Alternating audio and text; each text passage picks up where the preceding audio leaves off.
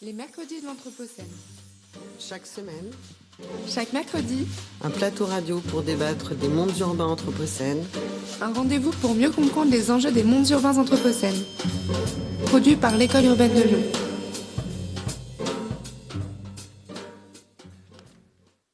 Bonsoir à toutes, bonsoir à tous. Ravi de vous retrouver pour ce mercredi de l'Anthropocène du 1er décembre. Nous sommes en direct de Hôtel 71, l'endroit où l'école urbaine de Lyon se tient et à partir duquel émet la radio Anthropocène. Et nous sommes évidemment en ligne avec tous ceux qui nous écoutent directement via la radio. Et je vous rappelle que vous pourrez ensuite retrouver en podcast l'enregistrement de ce mercredi. Je suis Michel Lusseau, je suis géographe, je suis directeur de l'école urbaine de Lyon. Et je vais m'occuper ce soir à converser avec notre invité du jour, Franck Micheletti. Bonsoir Franck. Bonsoir Michel. Franck Micheletti est danseur, chorégraphe, DJ, musicien. Il a créé, il dirige une compagnie qui s'appelle Kubilai Khan Investigation, qui est une compagnie située à Toulon. Compagnie très active qui à la fois produit les spectacles conçus par Franck, mais qui aussi organise chaque mois de septembre à Toulon un festival tout à fait étonnant, le festival Constellation, ouvert à toutes les formes de création, musique, performance, théâtre, danse. Et Franck, depuis maintenant presque une vingtaine d'années, poursuit ses activités de chorégraphe, et on en reparlera sans doute aussi des activités plus récentes de DJ, en tout cas de compositeur d'environnement sonore, d'abord pour quelques-unes de ses pièces, et aussi désormais dans le cadre d'une autre activité complémentaire de ses créations chorégraphiques. Et Franck fait ça après avoir, pendant de longues années, été un des danseurs de la compagnie de Joseph Natch, grand chorégraphe d'origine hongroise, qui a été un des acteurs majeurs de la danse contemporaine entre les années 1970 et le début de ce siècle. Et si nous avons invité Franck ce soir, c'est parce que l'école urbaine de Lyon a, avec Franck Micheletti, déjà une petite habitude de travail, presque un compagnonnage, et que moi-même, en tant que géographe, j'ai désormais une habitude de travail avec Franck, et nous avons voulu organiser cette conversation autour des relations qui ne sont pas forcément évidentes comme ça, qui peuvent se créer entre un chorégraphe, artiste de scène, qui crée des pièces chorégraphiques, mais aussi des performances, mais qui aussi, nous le verrons, intervient fréquemment dans l'espace du dehors, hein, dans les espaces qui ne sont pas les espaces institutionnels de la scène. Donc, qu'est-ce qu'un chorégraphe, performeur, musicien, comme Franck Micheletti, très repéré dans le monde de la danse contemporaine, peut avoir à faire avec un géographe et avec l'école urbaine comme programme de recherche sur l'Anthropocène. Et donc, ça nous a intéressé d'essayer de croiser ces relations, parce que ça nous paraissait un exemple d'une tendance que l'on observe à l'école urbaine et ailleurs, c'est-à-dire une tendance à permettre aux artistes et aux scientifiques non plus simplement d'échanger sur leurs pratiques, mais véritablement de concevoir des pratiques communes. Tout cela pour essayer de gagner en intelligibilité des situations anthropocènes et des situations liées au changement global. Et c'est un peu aussi cela que nous voudrions aborder à travers cette discussion. Mon cher Franck, es-tu prêt ? Oui, merci pour le parcours. Tu n'as rien oublié. Donc, on ne va pas faire semblant de se vousoyer, hein, comme dans les émissions de radio de jadis, puisque nous nous connaissons suffisamment pour nous tutoyer familièrement. Ouais. Peut-être pourrais-je commencer par te poser la question de savoir de quand date ton intérêt pour les sciences sociales et pas seulement d'ailleurs pour les sciences sociales, parce que les sciences t'intéressent également, mais pour les sciences sociales, et un intérêt qui est un intérêt de large spectre, puisque c'est un intérêt que tu as à la fois pour la philosophie, l'anthropologie, la géographie. Donc, peut-être d'où te vient cet intérêt et comment en es-tu venu aussi à croiser peut-être plus spécifiquement le travail des géographes sur la question de l'espace? Alors, si je vais remonter à une petite anecdote. Donc, en fait, je me dédiais à être plutôt comédien et acteur. Et pour payer mes études de théâtre, c'était à l'École nationale de la Criée à Marseille, j'ai accepté de faire un job alimentaire, on va dire. Et en fait, ce job, c'était d'être chauffeur dans un festival de danse à Château-Vallon, pour être exact. Et Toulon, donc. Ouais, qui avait un festival d'été. Et c'est à ce moment-là que j'ai rencontré la danse contemporaine et les chorégraphes. Donc tu disais Joseph Nadj, mais il y avait Dominique Bagoué, Galota, enfin vraiment tous les chorégraphes, Maggie Marin. Et je n'avais aucune disposition pour la danse. Vraiment, je me rappelle que dans les booms, je n'ai jamais réussi à faire danser une fille. J'étais timide au possible, donc vraiment zéro disposition pour la danse. Et je rencontre cette communauté de danseurs, de chorégraphes, les journalistes, les critiques, en fait, tout ce métier. Je les trouve fort sympathiques. Et puis, il se passe quelque chose d'assez troublant pour moi, au point où je me dis, tiens, qu'est-ce que c'est que ces drôles de gens, ce drôle de monde ? Mais ça m'attire irrésistiblement. Et donc, commence une dérivation. Je commence à me dire, finalement, c'est peut-être pas le théâtre qui m'intéresse, mais c'est plutôt d'aller voir dans l'expression de ce langage particulier, de ce langage chorégraphique ou ce langage du corps. Et donc, ça a été le premier effet de ce petit métier occasionnel de chauffeur. Et donc ça, c'était l'été, et ce même lieu, Château-Vallon, en fait, a produit des espaces de rencontre entre intellectuels, et j'ai eu la chance, là aussi, de voir amener aux hôtels Isabelle Stingers, Toby Nathan, Bruno Latour, voilà, tous ces gens-là. J'étais relativement jeune, il y a déjà quelques années. Et en fait, quand vous rencontrez les personnes, que vous les voyez, qui sont sympathiques aussi, vous vous dites, tiens, je vais regarder un peu qu'est-ce qu'ils font et tout. Et donc, je n'avais pas nécessairement de formation, mais du coup, je me suis mis à les lire. Et voilà, et donc cet intérêt pour les lectures des sciences sociales et pour le monde des idées est venu, on va dire, à ce moment-là.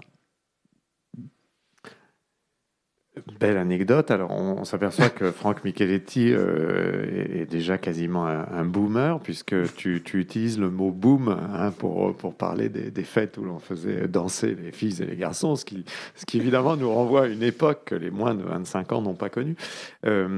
Mais cette proximité de la scène et de la pensée, qui était effectivement quelque chose de très fort dans des lieux extrêmement originaux, créatifs et iconoclastes comme Château-Vallon. C'est donc quelque chose que tu as embarqué dès le départ dans ta pratique de danseur.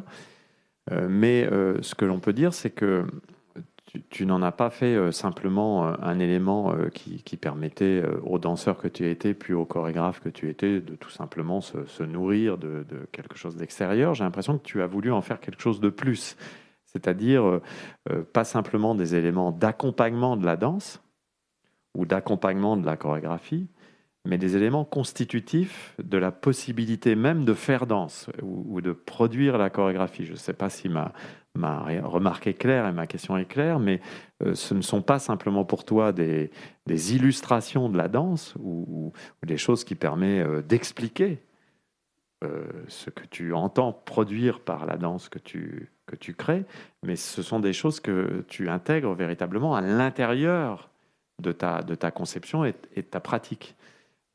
Et ça, moi, c'est ce que j'ai découvert quand nous nous sommes rencontrés, puisque j'ai moi-même une petite anecdote donc, à raconter, c'est que nous nous sommes rencontrés parce que tu avais été lecteur de quelques-uns de mes livres.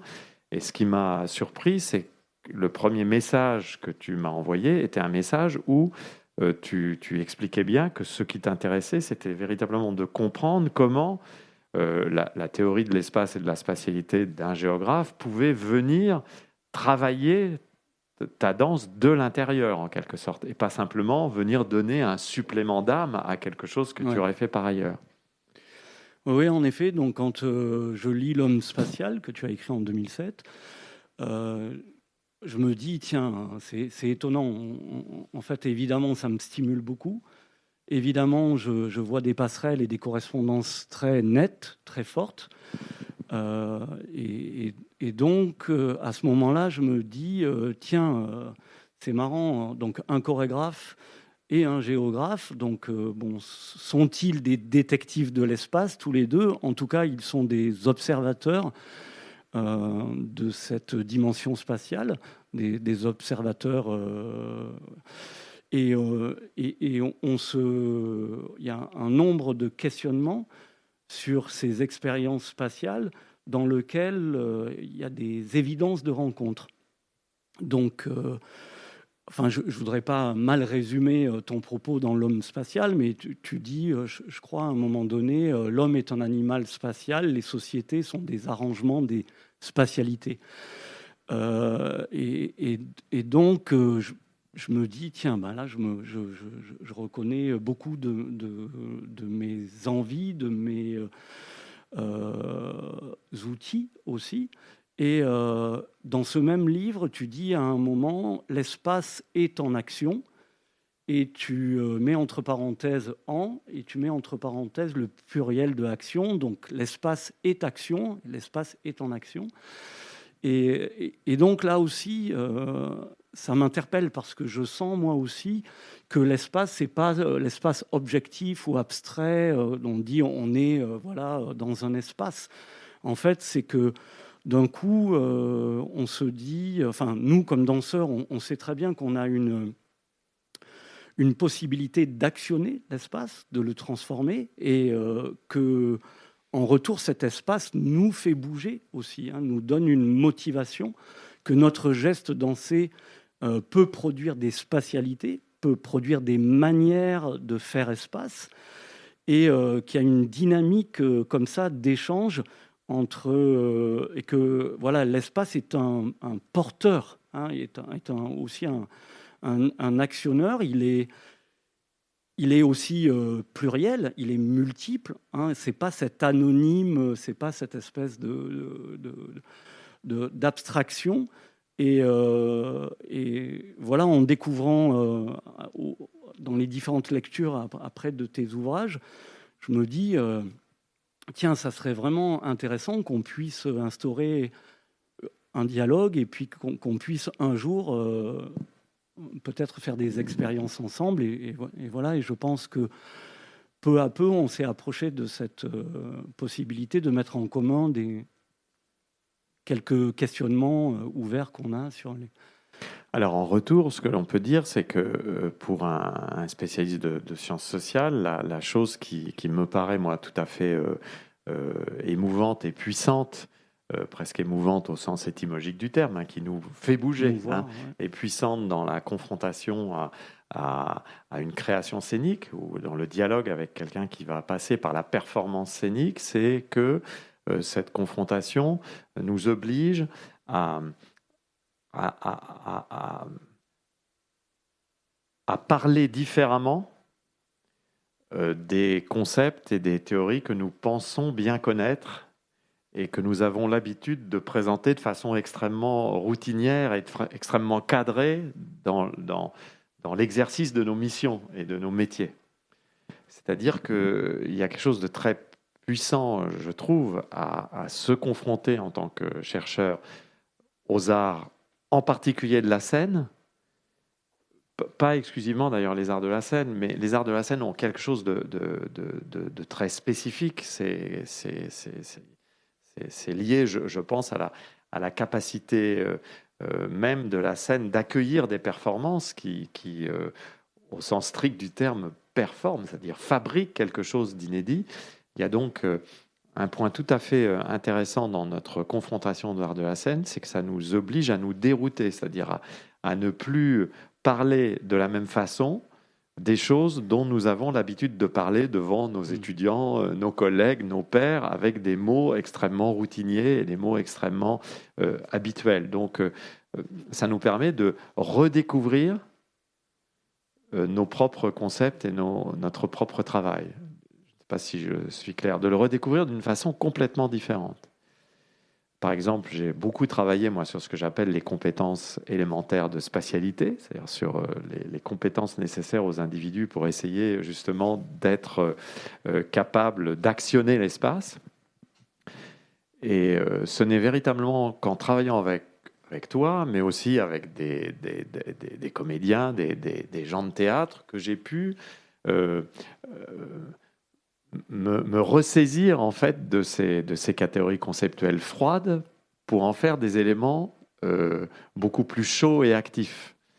Et pour une raison assez simple, là je vais trahir le secret d'une conversation qu'on a tous les deux. Tu es très frappé dans des lectures que tu fais, de la lecture d'un auteur que je vais te laisser présenter, qui se dit, il est quand même curieux qu'il n'y ait pas de mots dans le vocabulaire ordinaire de la langue anglaise, simplement pour désigner ce geste élémentaire qui consiste à passer son poids d'une jambe à une autre, c'est-à-dire à éprouver simplement le balancement de son poids d'une jambe à une autre.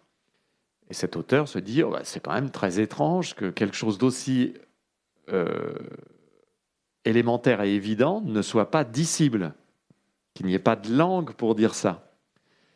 Et ce genre de réflexion, c'est exactement ça qui permet à un géographe travaillant sur les compétences de spatialité de se dire « Ah bah oui, je vais ressaisir mon travail conceptuel par cette remarque élémentaire qui est évidemment fondamentale dans le cadre de la pratique de la danse. » Et si je dis ça, c'est parce que je voudrais que nous puissions expliquer aux auditeurs, à ceux qui nous regardent et donc qui sont présents ce soir, qu'il y a un enjeu tout à fait décisif pour les sciences à accepter ce que j'appelle accepter d'affronter le risque des nouvelles scénographies des savoirs, c'est-à-dire de placer les savoirs scientifiques ailleurs que dans le domaine sûr et contrôlé du monde académique. C'est-à-dire, dans le monde académique, les concepts sont discutés, débattus d'une façon très particulière, très routinière, très usuelle, qui fait qu'en réalité, on peut être en accord, en désaccord, mais il n'y a jamais véritablement de prise de risque, parce qu'il n'y a pas véritablement d'expérimentation d'une lecture autre des concepts qu'on produit.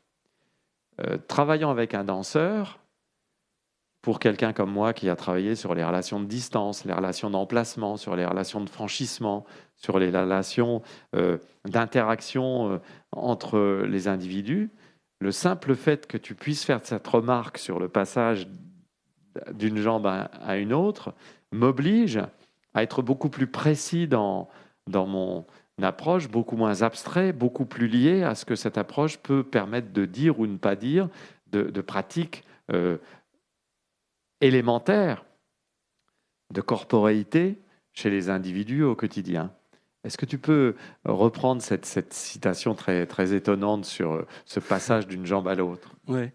Donc en fait, c'est une notice biographique de Steve Paxton, donc qui est un performeur, danseur et grand pédagogue américain, et qui disait dans sa notice biographique qu'il était étonné que la langue anglaise ne produise pas de mots pour parler de cette action fondamentale qui est transférer son poids d'une jambe à une autre, sachant que c'est la marche, et donc le même Steve Paxton a une autre assertion qui est extrêmement intéressante. Il disait dans l'un de ses premiers textes aussi, danser en solo, ça n'existe pas. C'est impossible. Et en fait, donc, il dit, à minima, un danseur danse avec le sol. Et puis après, il danse avec le silence, il danse avec l'espace, il danse avec un nombre incroyable de liaisons. Et donc, et je trouve ça extrêmement stimulant et nourrissant sur l'idée aussi sur la définition qu'il faut se faire de la danse. Hein, il y a plusieurs définitions de danse et il y a plusieurs... Mais aussi de pouvoir éloigner la danse de son espace de spectacularité, hein, la danse en spectacle, la virtuosité, tout ce que, même si cela est très stimulant et intéressant, mais aussi aller, je vais reprendre une formule de Steve Paxton, la définition la plus simple de la danse qu'il proposait, c'est danser, c'est faire des mouvements en marchant. Et en fait, ça, je trouve ça aussi extrêmement fertile comme proposition. À savoir, une fois qu'on pose les pas de la danse à partir de ces postulats, déjà, on peut aussi dire que les danseurs n'ont pas le monopole de la danse, qu'avant que la danse ne se professionnalise et devienne l'affaire de quelques-uns et de quelques-unes, elle appartenait à tout le monde. Elle était échangée, voilà. Et elle scandait nos quotidiens. Donc déjà, ça c'est une première chose. Dans l'histoire de la temporalité, hein, à partir de quand on a commencé à danser, hein, on le sait exactement. Je ne parle pas des danses codifiées. Hein, donc ce rapport, ce langage, avant que le langage articulé, est-ce qu'on dansait déjà ? Donc ça, c'est l'histoire de la danse avec les humains. Mais il n'y a pas que les humains qui ont le pouvoir de danser. Hein, les animaux dansent. Hein. Vraisemblablement, le principe de parade, le principe donc les murmurations des oiseaux qui font des ballets incroyables dans le ciel, la mouvance des branches, le murmure des forêts, etc., etc. Donc tout ça, ce sont des formes de danse aussi. Donc déjà, voilà, moi j'essaye de m'inscrire à l'intérieur d'expériences dansées qui ont voilà, ces qualités-là, hein, et ces diversités-là. Donc ensuite, le même Steve Paxton décide finalement, c'est l'un des pionniers et vraisemblablement l'inventeur de ce qu'on a appelé le contact improvisation, la danse contact. Donc lui a beaucoup fait, donc il a été danseur de Cunningham, il a fait de l'aïkido, il a fait des arts martiaux, tout ça. Et finalement, il dit, il essaye d'inventer un art coopératif, pas un art martial, un art de coopération, un art coopératif dans lequel les échanges, les contacts de nos surfaces, le don de nos poids, la circulation et la capacité à créer des soutiens pour l'un pour l'autre font qu'on va pouvoir se lancer dans toutes sortes d'enchaînements sans nécessairement préparer. Donc cet art coopératif, donc il produit cet art coopératif. Et puis, il va plus loin, il a inventé des pratiques somatiques, hein, il a écrit une méthode qui s'appelle « Material for the Spine », et qui parle de notre rapport à la gravité, la question de la chute, la question de la vulnérabilité, donc voilà, beaucoup de choses. Et à l'intérieur de ses premières recherches, qu'il a fait autour de la marche et de la marche dans les villes, hein, puisqu'il habitait New York. Il était lié à cette communauté d'artistes très fameux, Trisha Brown, Lucinda Child et bien d'autres, Elisa Nelson. Et donc, il observe ces questions de marche. Et alors là, je me suis un tout petit peu perdu en faisant cet écart. En marchant ? En marchant, je me suis... Où c'est que je voulais... Alors, reprends tes esprits, mais ce qui m'intéresse là dans ce que tu viens de dire, pendant que tu essayes de retrouver... finir ma phrase. la fin de ta phrase et le cas que tu donnes de Paxton est tout à fait fascinant. Hein. Ce qui est intéressant aussi, c'est que ce que tu viens d'aborder montre bien aussi l'enjeu qu'il y a de faire dialoguer la danse et les sciences anthropocènes, en particulier les sciences sociales anthropocènes. C'est que toute une série de mots que tu as utilisés pour définir la danse ou pour définir les tentatives que certains danseurs, performeurs comme Paxton ont réalisées pour essayer d'ouvrir de nouveaux champs, pour sortir aussi de la danse comme simplement virtuosité, expression virtuose d'une technique. Tu as employé des mots qui renvoient au fait que on ne danse jamais seul. On est toujours en relation avec le sol, le silence, ce qui nous entoure, qu'on est obligé de coopérer avec d'autres humains, mais aussi avec des entités, ce qu'on appelle des agences aujourd'hui, agencies, des entités qui ne sont pas des entités, par exemple, forcément humaines, voire vivantes. La matière d'un sol, la matière d'une atmosphère, la luminosité d'une atmosphère. Mais le fait aussi qu'on soit obligé donc de considérer la danse comme un acte de coopération. Le fait aussi qu'on soit obligé, à partir de cela, de s'interroger sur des pratiques de mouvement d'animaux qui pourraient presque être pensées comme de la danse. Et tu parlais des parades animales. Aujourd'hui, ce qui est tout à fait étonnant, c'est que l'éthologie animale, notamment l'éthologie des oiseaux, commence à prouver que, alors qu'on a longtemps considéré que les parades et les chants, d'ailleurs, des oiseaux étaient essentiellement destinés à assurer la reproduction, c'est-à-dire étaient essentiellement des tactiques sexuelles, en quelque sorte, on commence à s'apercevoir que les animaux, notamment les oiseaux, paradent et chantent sans intentionnalité sexuelle. C'est-à-dire paradent et chantent pour parader et chanter. C'est-à-dire, effectivement, Vinciane Després, la philosophe qui a écrit ce livre sur les territoires animaux, va jusqu'à dire qu'il y a des actions de chant qui participent simplement de la volonté de l'animal de chanter, pour le chant, pour lui-même.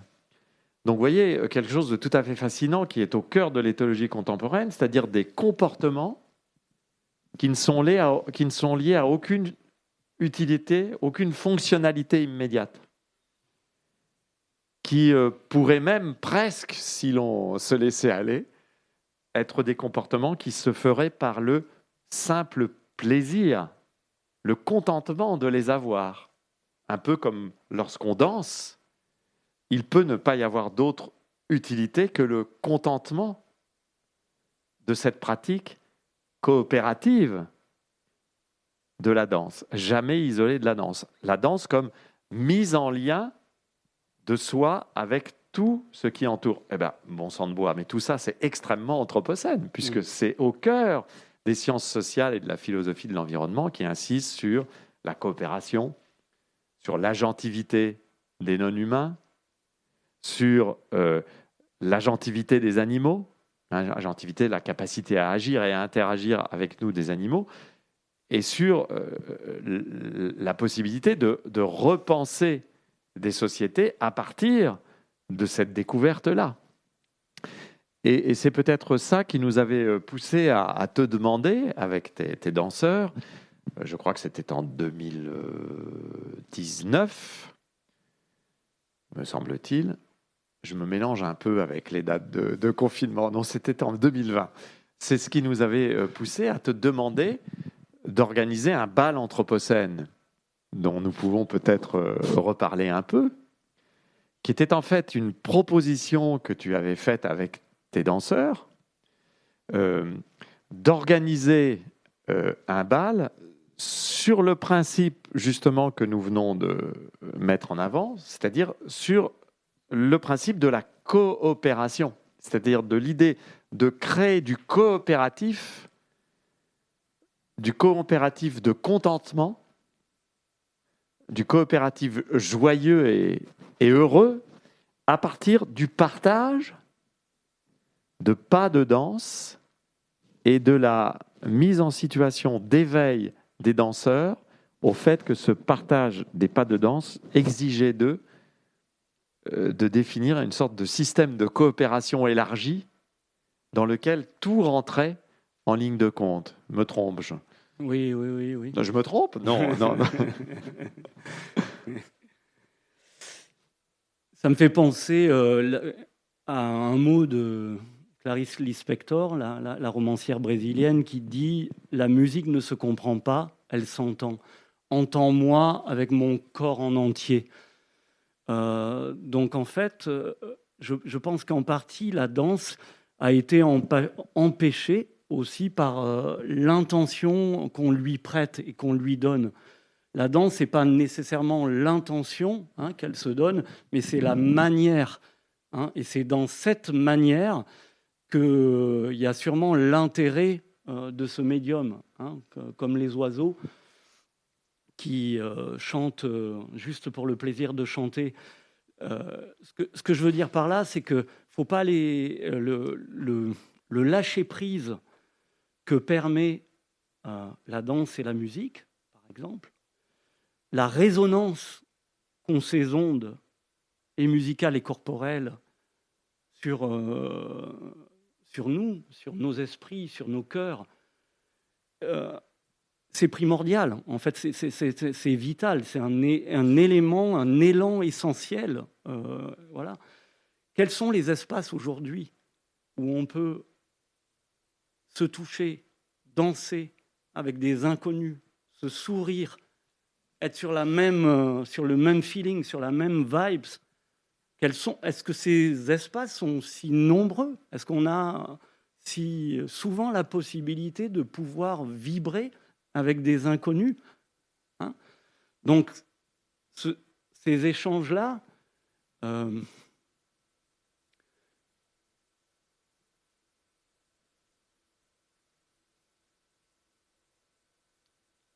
alors,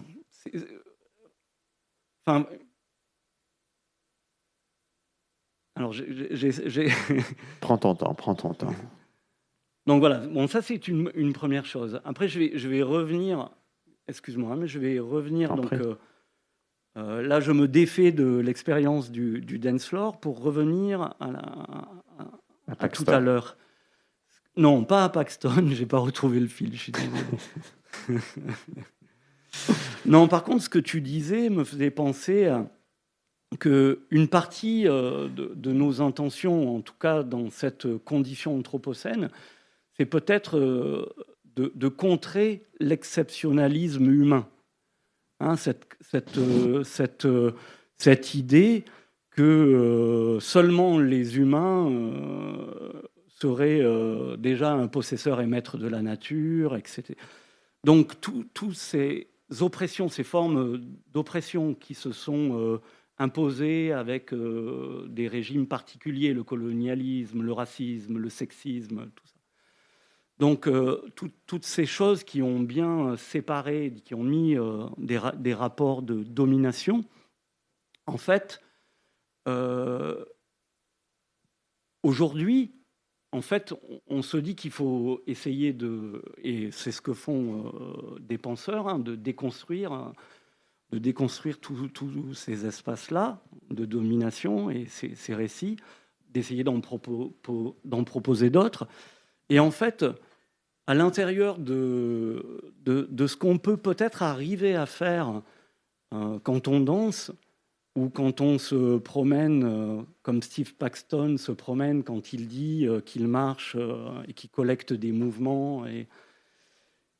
En effet, il y a peut-être cette coprésence, donc il y a une co-suscitation, la capacité peut-être qu'ont les danseurs, ou en tout cas que certaines techniques corporelles ont mis en avant chez les danseurs, pour arriver justement à ce que le corps soit le plus co-présent possible avec les autres éléments du vivant et les autres matières. C'est-à-dire une capacité à relier les êtres et les choses pour être au plus près des milieux. Donc, trouver des gestes situés, faire en sorte que son geste soit le plus situé possible. Peut-être, donc c'est aussi une des clés un petit peu de la création, de la matière créative, c'est d'essayer d'être ici et maintenant, essayer de réaliser son geste en temps réel et à chaque fois de manière différenciée selon le type de lieu, de moment. Donc ça, je pense que ce sont des attentions particulières qu'on essaye de déployer à l'intérieur de certaines de ces approches corporelles. Alors on peut peut-être aller sur cette question parce qu'elle est très importante et revoilà un mot très anthropocène, le mot d'attention. C'est-à-dire, en fait, le moment anthropocène, c'est peut-être ce moment où il faut redéfinir des régimes d'attention qui rompent avec le régime d'attention affairé qui est celui du capitalisme standard et finalement celui du modèle européocentré et états-uniocentré qui a prétendu régner sur le monde. Et pour t'avoir vu dans ce type d'activité, je peux témoigner et je dois témoigner parce que c'est quelque chose qui participe justement de la réflexion qu'on a en cours tous les deux, du caractère très, très puissant de cette nouvelle modalité de l'attention que tu proposes à travers des expériences chorégraphiques. Enfin, chorégraphique, peut-être que le mot d'ailleurs ne convient plus tout à fait, que tu proposes et que je vais résumer très rapidement, puis tu compléteras si tu veux, puisque depuis plusieurs années maintenant, et particulièrement depuis 4 à 5 ans, tu multiplies les interventions in situ, donc à l'extérieur des salles où tu continues de produire tes ballets, tes pièces, et tu as en particulier beaucoup travaillé dans des espaces comme les parcs naturels régionaux. Récemment avec moi près de Besançon, et dans ces espaces, tu essaies justement, par des pratiques de corps et de contact, mais de contact avec les arbres, les rochers, les feuilles, les mousses, j'allais dire presque de contact avec l'air, le vent, des pratiques de contact qui ne se présentent pas comme des pratiques esthétiques. C'est-à-dire, tu n'essayes pas de rendre joli un contact, mais véritablement des pratiques de contact qui se présentent comme une contactologie, c'est-à-dire comment faire relation, faire corps avec un rocher, un arbre. Donc tu essayes de développer ces pratiques-là dans le cadre de démarches collectives, de traversée d'espace avec d'autres, que tu essayes d'entraîner dans ces pratiques de contact pour développer, oui, ce que j'appellerais un nouveau régime d'attention aux éléments qui composent un espace et un paysage, aux composants élémentaires d'un paysage, en essayant de ne pas penser le paysage par le regard, mais de faire expérience de l'espace par le corps. Est-ce que tu peux nous en dire un peu plus de ces démarches? Me dire d'abord si j'ai bien saisi ce qui se passe ou si c'est autre chose. Non, il s'agit de ça. En effet, j'ai ouvert un nouveau cycle de travail que j'appelle Ciel ouvert et qui est un peu un principe de recherche des travaux sur les milieux ouverts et les milieux naturels. Et j'essaye de mettre en place aussi une pratique corporelle en plein air qui s'appelle Terrain Infini et qui pourrait fabriquer d'autres gestes, une autre gestualité. Donc, normalement, un danseur, on travaille dans un studio qui est un espace très régulier, un espace neutralisé, lisse, souple, sans obstacle. Bon, et c'est très bien pour nos pratiques. Donc, quand on se met à marcher, qu'on va sur les sentiers, du coup, on trouve des sols avec des souplesses différenciées, avec des irrégularités, avec des pentes. Il y a un espace où, de fait, on est coexistant avec d'autres événements. Et pour peu qu'on prenne le temps justement de suspendre son geste, de s'arrêter, d'attendre, plein de choses arrivent à nous. Et en fait, c'est assez beau aussi ce rapport du coup, moi j'appelle ça une petite fonction attendre, atteindre. Et je me reporte à un propos de Gaston Bachelard qui dit, en gros, je crois l'immensité, c'est le mouvement de l'homme immobile. D'accord ? C'est-à-dire que finalement, si on s'arrêtait, on pourrait voir tout ce qui bouge autour de nous, tout ce qui est animé autour de nous.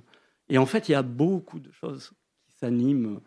Et d'ailleurs, souvent, dans le participatif, on s'arrête un peu et on essaye, on s'arrête et on se dit, qu'est-ce que vous voyez bouger ? Et donc, ça, on prête à ce changement de focale, au proche et au lointain, au proche comme au lointain, les nuages, les arbres, les herbes, etc. etc. Plein d'événements qui traversent. Et en fait, c'est ce que permet l'ici et le maintenant, justement dans cette forme de co-suscitation, justement d'aller chercher, d'attendre les liaisons, c'est de voir venir vers soi plein d'autres signaux, d'autres façons d'habiter, d'autres allures et d'autres styles. Et en fait, s'enchasser à l'intérieur de ces matières, ce sont des rencontres avec les matières, en fait. Donc, moi, par exemple, en rigolant, je dis... la première chose que je fais, ça donne envie de se baisser, évidemment, et je me rappelle une petite parole d'un chant haïtien qui dit « Jeter, c'est oublier, ramasser, c'est songer ». Donc, je suis toujours porté à vouloir me baisser, à ramasser. Je me retrouve à quatre pattes. Et étant à quatre pattes, en fait, ce quatre pattes, pour moi, c'est mon 4-4. Donc, c'est une manière, puisque j'ai 4 appuis à ce moment-là. Donc, et je me dis, et à ce moment-là, il se passe plein de choses parce que je mets les pieds et les mains dans le plat, chose qu'on ne fait plus, puisque nos éducations nous ont dit c'est pas bien de... Et en fait, quelque part, il y a aussi c'est se défamiliariser un peu avec le regard, parce que bon, le regard c'est chouette, mais il faut retrouver l'expérience. Et le mental, le regard, les habitudes, tout ça font que ça court-circuite notre capacité à expérimenter. Donc en fait, ce qui est génial chez la plupart des danseurs, c'est que, ou alors en tout cas moi, mon intérêt pour ce médium, c'est que ça a développé des capacités à expérimenter, à accepter, parce qu'il y a un mécanisme, le mental vole l'expérience. Tout de suite, voilà. Et donc, cet atelier à ciel ouvert, la Terra Infini, ciel ouvert, c'est une manière de rencontrer et de repenser son corps depuis un projet sensible, un projet de sensation, Le corps est littéralement porteur des sens, des 5 sens classiques, plus il y a plus aussi les 4 nouveaux sens internes, qui sont plutôt des sens internes, quand on parle de l'équilibrioception, de la proprioception, de la nocioception, de la thermoception. Donc la capacité qu'a notre peau de rencontrer du vent, de l'air, la capacité qu'on a de s'équilibrer, la capacité d'ajuster et de savoir coordonner notre corps.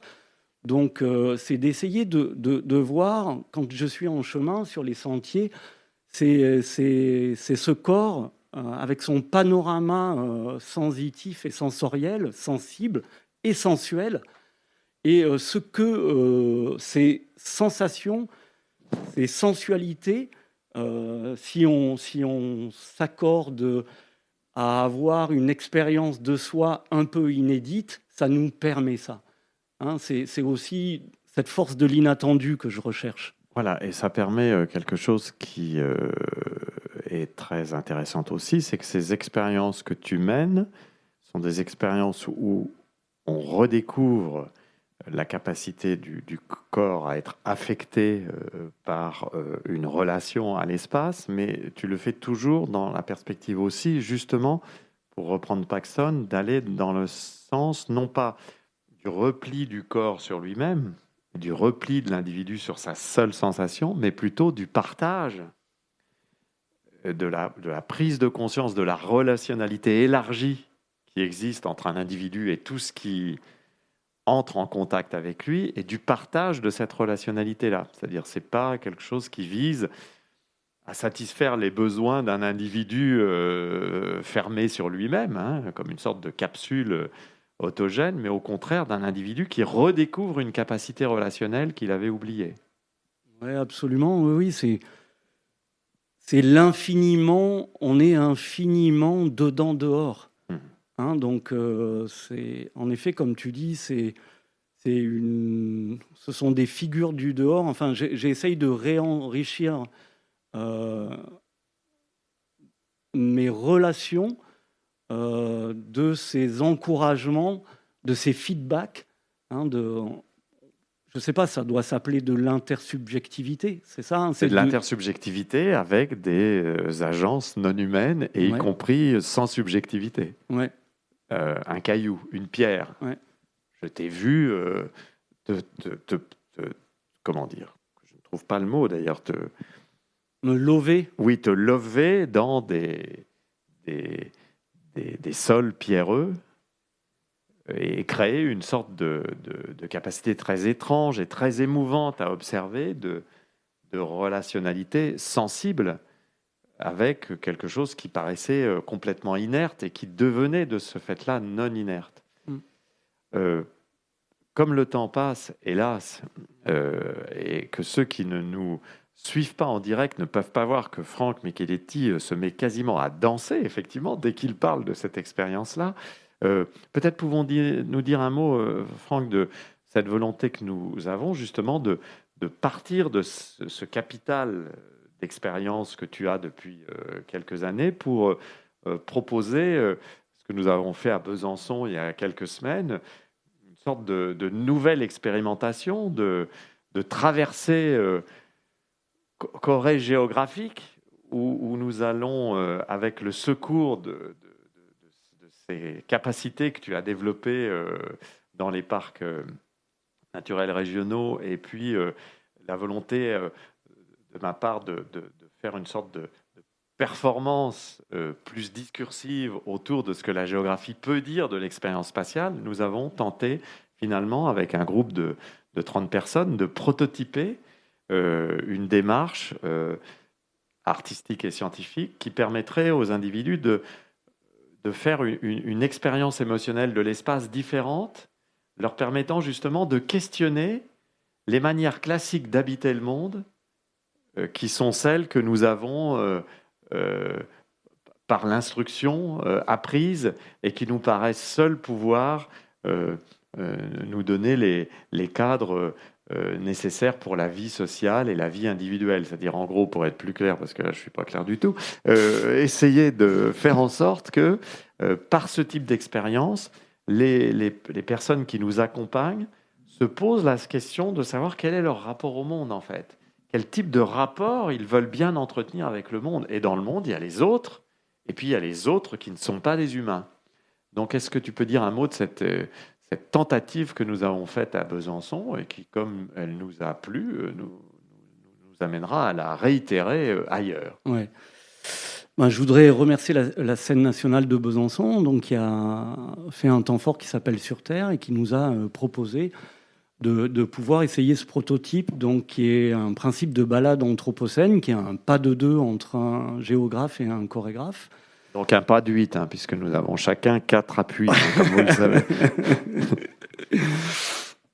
Et donc, l'idée, en effet, est de suivre un itinéraire qui est à chaque fois très spécifique.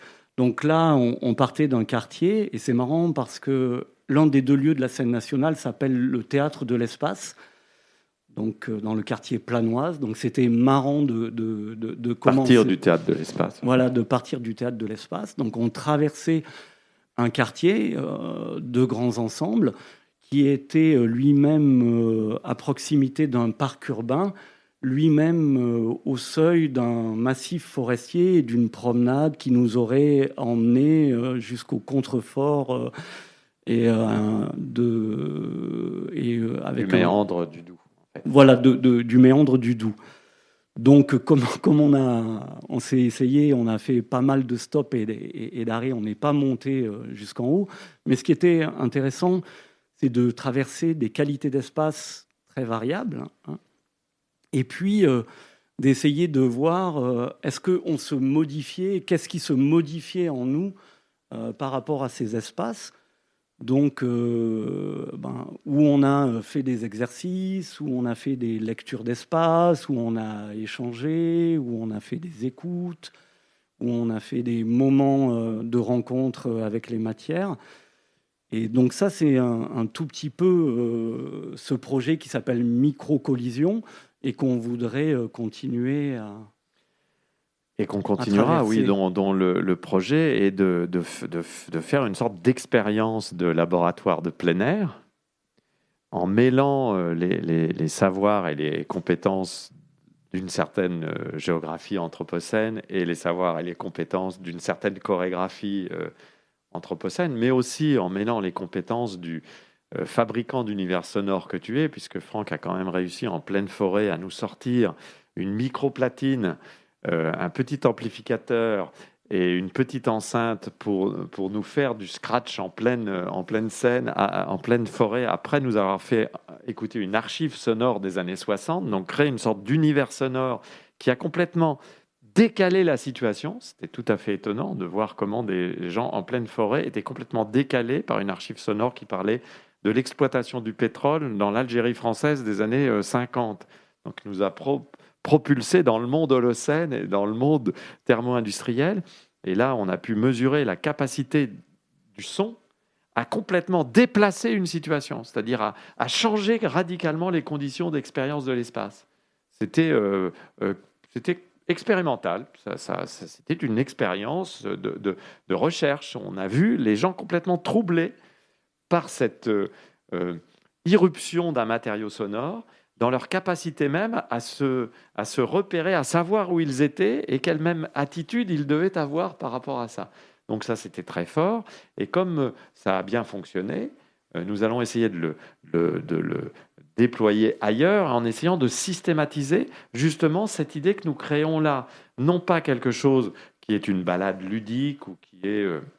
encore qu'on soit beaucoup amusé, ou qui est simplement une promenade touristique destinée à documenter un espace, en disant, vous voyez là, chers messieurs, chères mesdames, il y a tel espace, il y a tel paysage, etc. Mais plutôt, véritablement, une expérience partagée de sensorialité dans un espace de vie ordinaire, expérience qui vise à faire en sorte que ceux qui nous suivent, une fois que l'expérience est terminée, retournent chez eux et soient capables de mettre en question leur manière d'habiter et de se dire, mais en fait, est-ce que l'habitat contemporain qui est le nôtre est véritablement le seul qui pourrait être envisagé, le seul qui pourrait être considéré comme enviable et nécessaire?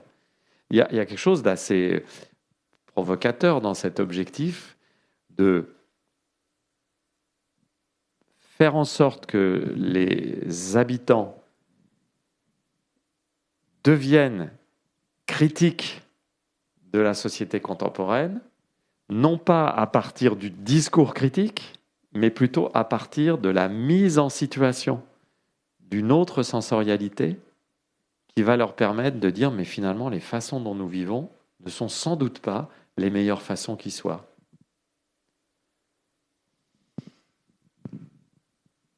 Oui, absolument. Je rajouterais que vraisemblablement, cette balade qu'on essaye de faire ensemble, c'est aussi la question de la considération. Comment on considère les espaces, comment on considère les formes d'habitation collective. Donc, c'est les égards ajustés de Baptiste Morisot, Quantipiste, Les Loups. Donc, c'est aussi d'essayer d'entrevoir, d'entreapercevoir d'autres choses. Par exemple, ce qui est intéressant aussi, il y a le visible, il y a l'audible. Donc, tu as noté la part des mondes sonores. Je pense que les mondes sonores sont des enregistreurs étonnants. On sait maintenant toutes les études d'écologie sonore et toutes les possibilités. On peut voir, avec du field recording, on peut voir les dégradations des environnements, justement, à l'érosion des sons. Et donc, cette question des sons est importante. C'est la question de nos attentions et du partage de ces attentions, la question de nos vulnérabilités aussi, d'essayer de reconnaître à l'intérieur de ces trajets, de ces traces, voilà, là où sont les impasses, là où sont... Les fragilités individuelles et collectives. Oui. Les fragilités. C'est assez intéressant aussi. Toi, tu dis que tu as une attention très particulière pour les latéralités, tu vois, d'essayer de... Et ce qu'on a aussi essayé de faire, c'est pas marcher droit devant, mais c'est d'essayer de marcher avec une vue un peu tout le temps, enfin, la capacité à avoir un peu un 360 degrés ou faire rentrer plus d'observation, d'attention à l'intérieur de tout ça. Et par rapport au son et à la manière d'habiter, je voudrais faire un petit écart pour parler d'un... En 1 minute, cher. En 1 minute. Alors, je vais essayer de parler de Authentically Plastic, qui est un performeur, DJ et producteur queer qui vit en Ouganda, à Kampala, et qui qui pense son corps comme une maison mobile, et qui dit que la musique est son garde du corps naturel. Alors, pourquoi il dit ça, si on resitue?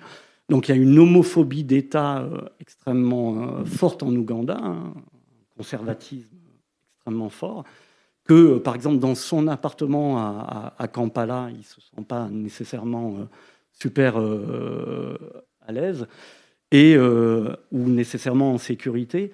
Et en fait, il trouve avec la musique et la communauté de gens qui l'accompagnent et qui font de la musique avec lui et qui dansent avec lui, une manière finalement de vivre et d'habiter le monde. D'accord ? C'est-à-dire que du coup, ce n'est plus un lieu fixe, ce n'est plus une possession foncière, ce n'est plus... mais c'est une vibration, ce sont des ondes, ce sont des... Et je me dis que dans ce détachement ou cet attachement à ces mondes, à ces vibrations, à cette manière d'être aussi et de partager, parce que c'est en ce sens qu'il dit que la musique devient son garde du corps, c'est-à-dire que cette force à danser ensemble peut nous permettre, en tout cas, nous évitera les écueils de l'encapsulement dans nos citadelles domestiques, cette société sans contact, cette espèce d'enfermement, ce solipsisme, où on est parfois tous un peu coincés dans nos intériorités. Donc en fait, ce bal anthropocène qu'on a essayé de faire ensemble, qu'on a fait ensemble, cette balade anthropocène, ce sont deux moyens très différents, finalement, d'être portés par des espaces et à l'intérieur de ces espaces, d'arriver à trouver des résonances communes pour faire du commun, des résonances pour arriver à mettre les corps ensemble. Et voilà, je crois que dans les intelligences nécessaires pour essayer peut-être de faire dévier les mondes inquiétants qui viennent vers nous, voilà, des intelligences plus distribuées sont nécessaires. Et des partages d'expériences et de démarches entre les artistes et les chercheurs. Merci Franck Micheletti. Nous allons terminer. Je pense que ce que tu viens de dire est très important et fait écho à quelque chose de très fort dans ton dernier spectacle qui s'appelle Something is Wrong, qui a été présenté justement à la Scène nationale de Besançon et qui va tourner, enfin si SARS-CoV-2 nous donne la possibilité de voir tourner, qui est une pièce avec 4 musiciens et 4 danseurs. À un moment, une pièce qui est bien dans ton style, c'est-à-dire où les danseurs sont aux prises avec la gravité, sont aux prises avec le sol, sont aux prises avec le poids, avec tout ce qui les ramène vers le sol, vers leurs attachements. À un moment, les 4 danseurs s'arrêtent un peu dans leur mouvement. C'est un peu après la moitié du spectacle, et commencent à se regarder et à dire « mais il serait peut-être temps », et ils sont hésitants lorsqu'ils le disent, « il serait peut-être temps de réfléchir, peut-être temps de réfléchir collectivement à nos manières de vivre, Il serait peut-être temps de réfléchir collectivement à nos manières de vivre.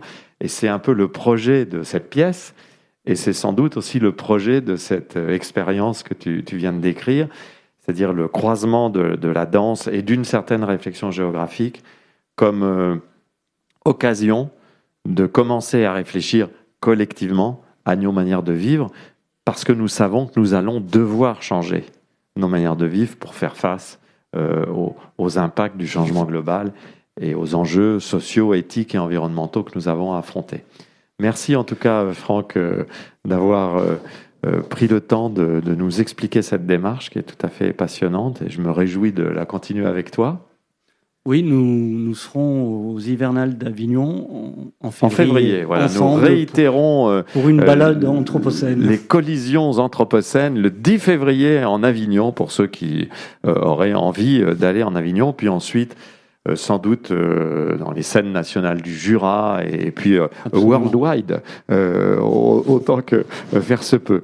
Merci d'avoir écouté cette émission, ce mercredi de l'Anthropocène, pour ceux qui étaient à distance. Pardon d'avoir été un peu plus long que prévu, mais nous sommes bavards. Merci aux spectateurs, et nous vous disons à bientôt. La semaine prochaine, les mercredis de l'Anthropocène seront en direct de Saint-Étienne.